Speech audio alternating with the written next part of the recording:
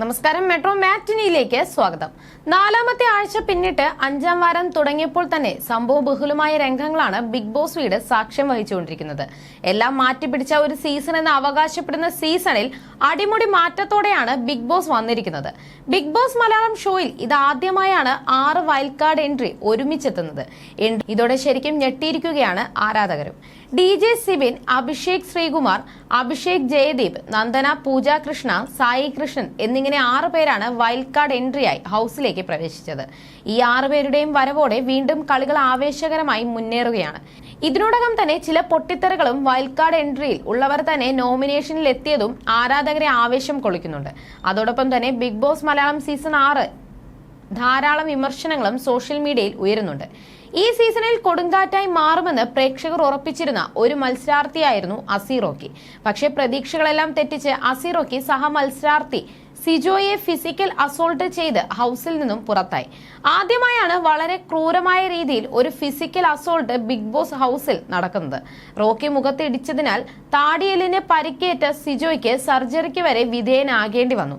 മാത്രമല്ല, മത്സരത്തിൽ നിന്നും മാറി നിൽക്കേണ്ട അവസ്ഥയിലുമായി. ബിഗ് ബോസ് വീടിനുള്ളിൽ ഇത്തരത്തിലുള്ള ആക്രമണങ്ങൾ ഉണ്ടാവാൻ പാടില്ലെന്ന് ബിഗ് ബോസ് വാർണിംഗ് കൊടുത്തതുമാണ്.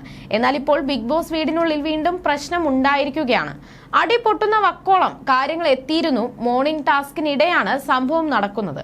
ജാൻമണിയെക്കുറിച്ച് നോറ പറഞ്ഞ കാര്യങ്ങളും ടാസ്ക് കഴിഞ്ഞ ശേഷം ജാൻമണിയുടെ പ്രതികരണവുമാണ് പ്രശ്നങ്ങൾക്ക് കാരണമായത്. മറ്റുള്ളവരുടെ ഔദാര്യത്തിലാണ് ജാൻമണി ബിഗ് ബോസ് വീട്ടിൽ നിൽക്കുന്നതെന്നായിരുന്നു നോറ പറഞ്ഞത്. മറ്റുള്ളവരെ ഭീഷണിപ്പെടുത്തുന്നുണ്ടാവാമെന്നും അങ്ങനെ ചെയ്യും ഇങ്ങനെ ചെയ്യുന്നുമൊക്കെ പറയുന്നുണ്ടാവാമെന്നും നോറ പറഞ്ഞിരുന്നു.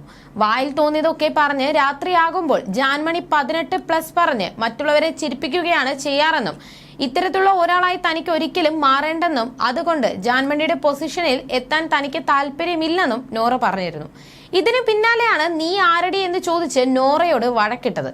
മിണ്ടാതിരുന്നോ ചേച്ചി എന്ന് പറഞ്ഞപ്പോഴേക്കും ജാൻമണി നോറയുടെ അടുത്തേക്ക് കൈയോങ്ങി എത്തി മറ്റുള്ളവർ ചേർന്നാണ് വിലക്കിയത്. ഇതിന് പിന്നാലെ ബിഗ് ബോസിനോട് പറയുമെന്ന് പറഞ്ഞ് നോറ അകത്തേക്ക് പോവുകയും ചെയ്തു. അകത്ത് വെച്ച് ബഹളം നടന്നപ്പോൾ ജാൻമണിയോടും നോറയോടും കുറച്ചു നേരം മിണ്ടാതിരിക്കാൻ പറഞ്ഞു. എല്ലാ മത്സരാർത്ഥികളും കുറേയധികം നേരം തന്നെ മിണ്ടാതിരുന്നു.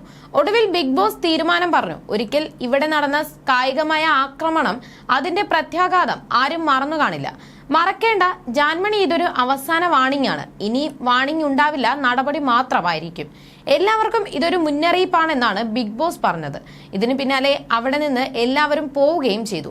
അൻസിബ ജാൻമണിയോട് ഇക്കാര്യം സംസാരിക്കുന്നുണ്ട്. ജാൻ ചെയ്തത് ശരിയല്ല എന്നാണ് അൻസിബ വ്യക്തമാക്കിയത്. പറയാനുള്ളത് പറയാം, അടുത്തേക്ക് ചെല്ലരുത്. നോറയ്ക്ക് നേരെ ആഞ്ഞാണ് പോയത്. സെന്ററിൽ ആള് വന്നില്ലെങ്കിൽ തല്ലുമായിരുന്നില്ലേ എന്ന് അൻസിബ ചോദിക്കുന്നു.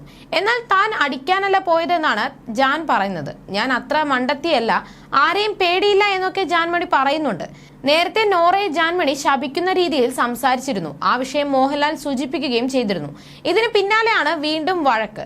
ജാൻമണിയും നോറയും തമ്മിലുള്ള അടി ഇവിടം കൊണ്ട് തീരുമെന്ന് തോന്നുന്നില്ല. കാരണം ഇനിയുള്ള പവർ റൂമിൽ ജാൻമണി, ശരണ്യ, അഭിഷേക്, പൂജ, ഋഷി എന്നിവരാണ്. ജാൻമണി പവർ ടീമിൽ കയറിയാൽ നോറയെ ടാർഗറ്റ് ചെയ്യാനുള്ള സാധ്യതയും ഉണ്ടെന്നാണ് സോഷ്യൽ മീഡിയയിലെ ആരോപണം. You're watching me on metromatney.com. on metromatney.com. metromatney.com. Subscribe for more videos. Subscribe for more videos. Subscribe here for more videos. Subscribe now. Thank you.